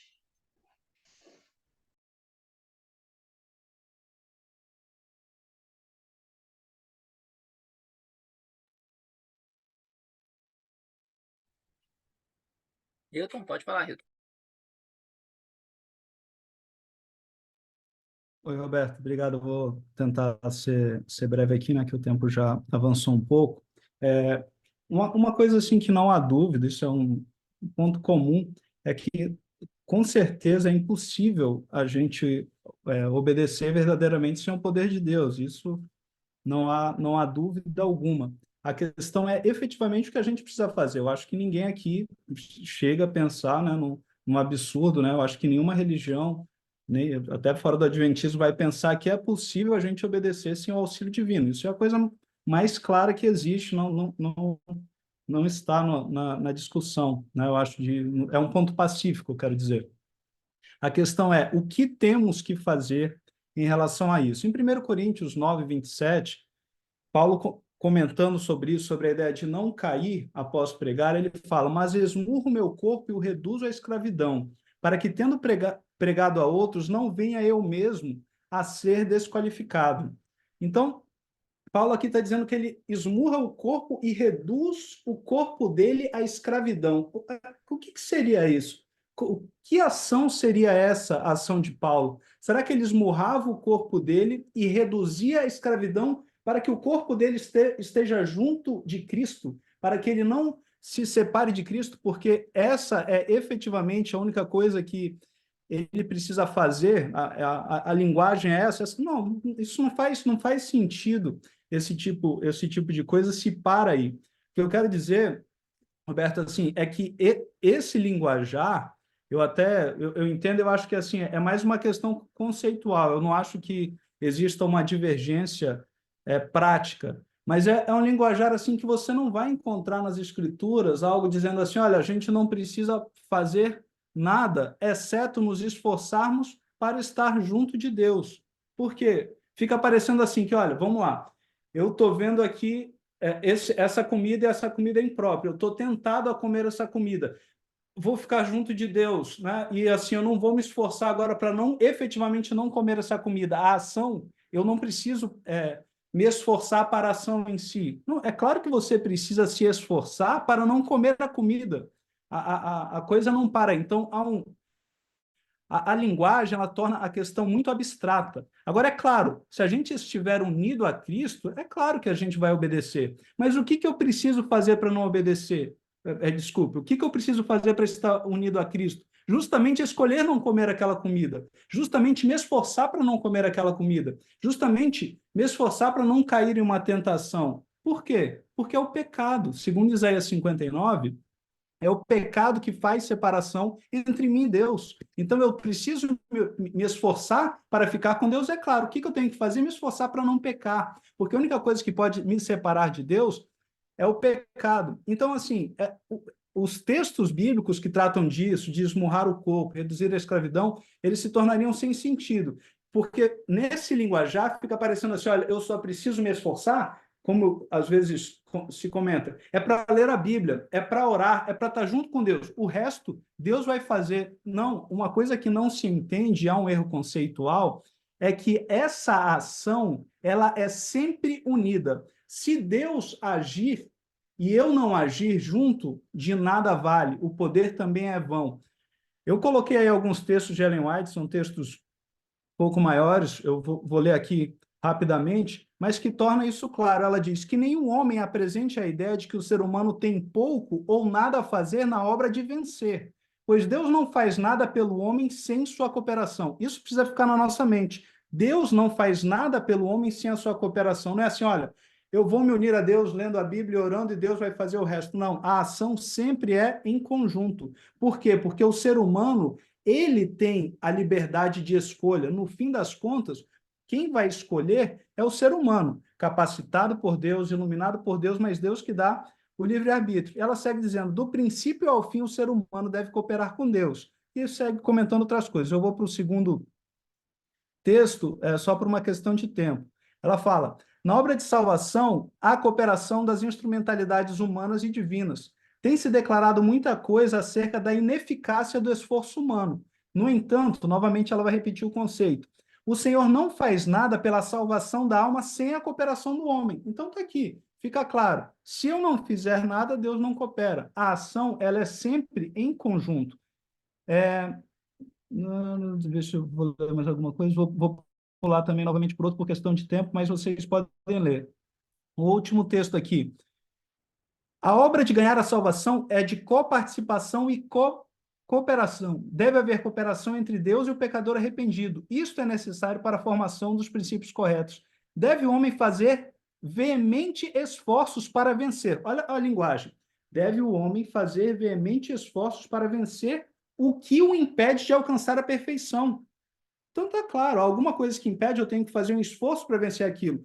O linguajar, olha, deve o homem fazer veemente esforços para estar unido a Deus, orando e lendo a Bíblia, o resto Deus vai fazer. Esse linguajar não é o linguajar dos textos que a gente encontra, é um linguajar que derivaram de algumas coisas que John Wagner falou, que eu concordo que estão corretas, mas que são levadas às vezes para um outro lado. A grande questão que a gente tem que entender que cabe ao ser humano é o poder de escolha, o poder da vontade que Ellen White fala. O que é isso? Pode vir qualquer tentação, pode vir qualquer coisa. No final, a minha ação é uma escolha minha. Claro, pode vir pela capacitação divina. E eu termino aqui para tornar isso muito claro, lendo um texto de Caminho a Cristo. É um dos meus textos favoritos que fala de mudança e que até acho que é importante salientar, porque às vezes, dependendo do linguajar, pode parecer essa ideia de que o esforço é para nos consagrarmos, o esforço é para uma leitura, para uma consagração, e o resto Deus faz. Esse texto ele torna muito claro que esse não é o caminho. Olha só o que Ellen White diz. O desejo de bondade e santidade é em si mesmo louvável. De nada, porém, valerão essas virtudes se ficarem somente no desejo. Muitos se perderão enquanto esperam e desejam ser cristãos. E ela diz o motivo. Não chegam ao ponto de render a vontade a Deus. Não escolhem agora ser cristãos. É uma questão de escolhas. E aí ela fala, muitos indagam, como devo eu fazer a entrega do próprio eu a Deus? E ela chega dizendo que a pessoa tenta, mas não consegue dominar os impulsos. E aí ela diz, não precisais desesperar. E aqui ela vai dar o segredo para que a pessoa consiga se entregar a Deus. E ela diz o seguinte, o que deveis compreender é a verdadeira força da vontade. Aqui está a grande questão. Esta é o poder que governa a natureza do homem, o poder da decisão ou de escolha. Então, o que governa a natureza do homem é que ele tem o poder de decidir e de escolher. Deus não vai decidir por ele, Deus não vai escolher por ele. No momento que ele está lendo a Bíblia e orando, isso é importantíssimo, não estou desvalorizando isso, eu quero apenas que a gente entenda a coisa como um todo. A pessoa precisa de consagração, precisa orar para que Deus fale a ela, fale a sua mente através da palavra inspirada. Precisa disso, mas ele tem o poder de escolha. Então, ele vai ter que escolher no momento da tentação o que ele vai fazer. Ele não precisa apenas escolher ler a Bíblia e orar. Ele precisa fazer a escolha a todo momento. E ela segue dizendo, tudo depende da retação da vontade. O poder da escolha deu Deus ao homem e a ele compete exercê-lo. Por quê? Porque Deus, no momento da tentação, Deus não vai fazer a escolha por mim. Sempre eu tenho que fazer a escolha. Ao homem compete exercê-lo. E olha só o que ela diz, eu finalizo aqui. Não podeis mudar vosso coração. Não podeis por vós mesmos consagrar a Deus as vossas afeições, mas podeis escolher servi-lo. Então, olha, eu não posso mudar o meu coração. Eu não posso, por mim mesmo, me consagrar a Deus, mas eu posso escolher servi-lo. Agora, se eu paro no momento pensando que o que eu preciso é a escolha da consagração, o que eu preciso é consagrar a Deus as minhas afeições, é justamente onde eu vou perder, porque ela está dizendo que é o que eu não posso fazer. Eu não posso, por mim mesmo, me consagrar a Deus, não posso por mim mesmo consagrar a Deus as minhas afeições. Tudo termina na escolha que eu vou fazer a partir dali. Então, eu saliento isso porque a gente, às vezes, nesse discurso, torna algo muito abstrato, parecendo que a grande questão é uma escolha que eu vou fazer de estar unido a Cristo, com a minha devoção, com a minha consagração, sendo que, no momento da tentação, eu vou justamente ter que esmurrar o meu corpo, reduzi-lo à escravidão. Isso é um esforço para não cometer aquilo que eu desejo fazer. E vai ser frustrante, porque essa mágica não vai acontecer. A grande mágica está no momento em que eu tomo uma decisão, eu dou o passo, e aí Cristo, sim, depois de eu dar o passo, como acontece todo o processo de cura, Cristo me capacita, e aí o milagre acontece, e vem todas as mudanças em algo que acontece junto do começo ao fim. Então, era isso que eu queria destacar. Valeu, Vilton. Obrigado. Matheus? E acho que aí nós encerramos. Dentro daquilo que foi falado no início a respeito de como entender a ideia de Cristo vivendo na gente, é aquilo que eu peguei e citei, Romanos 8, mas eu já vou até pegar e ler para explicar. Porque acho que Romanos 8 vai ser o texto mais claro para explicar como a gente deve entender a ideia de Cristo vivendo na gente, né? Porque lá no versículo 5 diz, porque os que são segundo a carne só fazendo um preâmbulo antes de voltar para cá, Romanos, até o capítulo 7 vai fazer várias contraposições entre carne e espírito, entre viver pela carne e viver pelo espírito, e vai explicar o que cada um é e tudo mais. Isso vai continuar, mas o versículo, já no capítulo 8 já está concluindo essa ideia da contraposição da carne e do espírito. E no versículo 5 diz, né? Porque os que são segundo a carne inclinam-se para as coisas da carne, mas os que são segundo o espírito para a coisa do espírito. Então, aqui a gente já vai trazer a ideia de escolha. Então, já tem a ideia de escolha aqui, aonde aqueles que estão vivendo de acordo com a carne se inclinam a escolher as coisas da carne, e aqueles que são segundo o espírito se inclinam a escolher as coisas do espírito. E aí vem versículo 6. Porque a inclinação da carne é a morte, mas a inclinação do espírito é vida e paz. Por quê? Porque aquele que escolhe o pecado tem a morte, aquele que escolhe a justiça tem a vida. Então, isso que vai dizer o versículo 6, né? Porque a inclinação da carne é inimizade contra Deus, pois não é sujeita à lei de Deus, nem em verdade pode ser. Portanto, os que estão na carne não podem agradar a Deus. A ideia é justamente aqueles que escolhem o pecado, esses não podem agradar a Deus. Então, eles não terão a vida. Versículo 9. Vós, porém, não estáis na carne, mas no Espírito, se é que o Espírito de Deus habita em vós. Mas se alguém não tem o Espírito de Cristo, esse tal não é dele. E se Cristo não está em vós, o corpo, na verdade, está morto por causa do pecado, mas o Espírito vive por causa da justiça. Então, sempre volta para aqui. Já nesse versículo aqui, terminando, finalizando aqui, ele vai pegar e trazer uma ideia aonde o espírito habitar na gente é a gente ter uma mentalidade para as coisas de Deus. Então, quando a gente tem o espírito habitando na gente, de acordo com o livro de Romanos, a ideia é que a gente agora vai decidir escolher as coisas que Cristo escolheria, porque Cristo, através do seu espírito, e muitas vezes Ellen White vai tratar o espírito como sendo mentalidade. Ellen White vai citar isso em vários momentos, que o espírito é mentalidade e tudo mais. Então, muitas vezes, conforme a gente fala que a gente vai usar isso, a nossa mentalidade, a nossa decisão, a nossa escolha vai levar a gente a escolher aquilo que Cristo escolheria, porque a nossa, aí a gente volta para os pontos, porque Cristo vive na gente. A ideia é que o Espírito de Cristo, a mentalidade de Cristo, como o próprio apóstolo Paulo Peg fala, né, tem a mesma mentalidade que tinha em Cristo, que mesmo sendo igual a Deus, não se colocou como sendo Deus e se fez servo e tudo mais, como já diz o texto, né? Lá em Salmo 78, no versículo 9, vai dizer o seguinte: os filhos de Efraim, armados e trazendo arcos, viraram as costas no dia da peleja. Então, a gente tinha nesse exemplo aqui do Salmo, os filhos de Efraim que estavam como armados, estavam prontos para a guerra, mas eles pegaram e deram as costas para a batalha, entendeu? Só que em diversos momentos diferentes, a gente vê que Deus resolve batalhas sem precisar de ninguém estar armado, entendeu? Deus não precisava que os filhos de Efraim tivessem armado para resolver alguma batalha.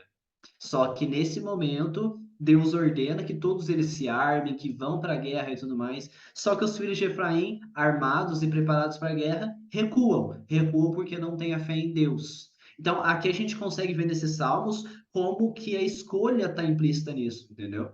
Por mais que você esteja armado, se você não tiver fé em Deus, você não vai para a guerra, você vai falhar, você vai fugir da guerra. Então é necessário que assim você esteja armado e que também você tenha fé em Deus para poder sair para guerrear para vencer, como diz o Salmo 78, versículo 9.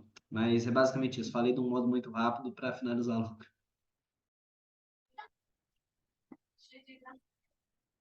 Maravilha. Só lendo aqui o da dona Jane que ela pediu. A Jane disse aqui, ó, o Espírito de Deus inspirou a oração de Josué para que, de novo, se pudesse dar prova do poder do Deus de Israel. Portanto, o pedido não ostentou arrogância por parte do grande líder. Josué recebera a promessa de que Deus certamente subverteria aqueles inimigos de Israel.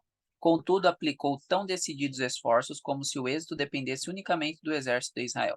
Fez tudo o que a energia humana podia fazer. E então pela fé clamou, rogando auxílio divino. O segredo do êxito está na união do poder divino com o esforço humano. Bom, é um texto do Patriarcas e Profetas, um texto, inclusive, muito importante. Bom, agradeço a todos. Vamos fazer uma oração, então, e fazer a fotinha.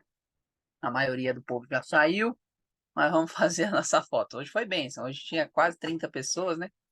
Vamos fazer uma oração. Ô, Matheus, você pode orar para nós, mano? Então, o Matheus vai fazer oração e o Caio, você consegue... Ô, Matheus, você pode tirar a foto, Matheus? Então, beleza. Então, o Matheus tira a foto aqui, que eu não sei se o Caio ainda tá por aí.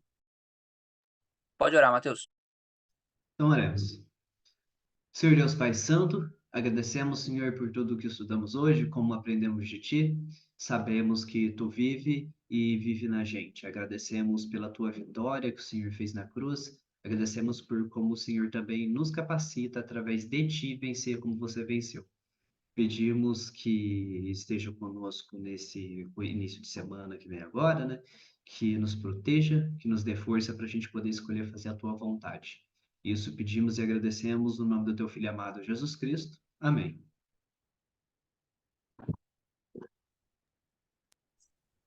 Amém. Bom, quem puder abrir as câmeras aí, pode coordenar aí, Enzo.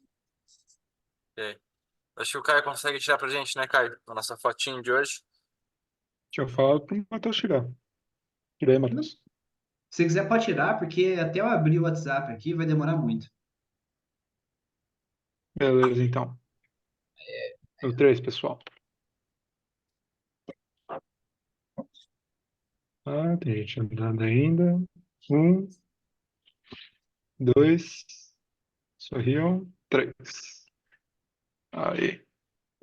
Obrigado, Caio. Obrigado, gente, Valeu, Caio. pelo estudo. Foi muito bom. Obrigado, Roberto. Obrigado a todo mundo. E uma ótima semana a todos e até a próxima semana, né? Com o próximo capítulo. Bom, essa uma página e meia rendeu, hein? Aham. Ninguém esperava tudo isso de uma página e meia, né? 2 horas. Essa aí foi multiplicação da Amém. Obrigada, Roberto. Deus seja louvado. Tchau, tchau, gente. Um abraço. Um abraço, Tchau, gente. gente. Boa noite. Boa noite a todos. Deus abençoe e fica com Deus. Tchau, Lorena.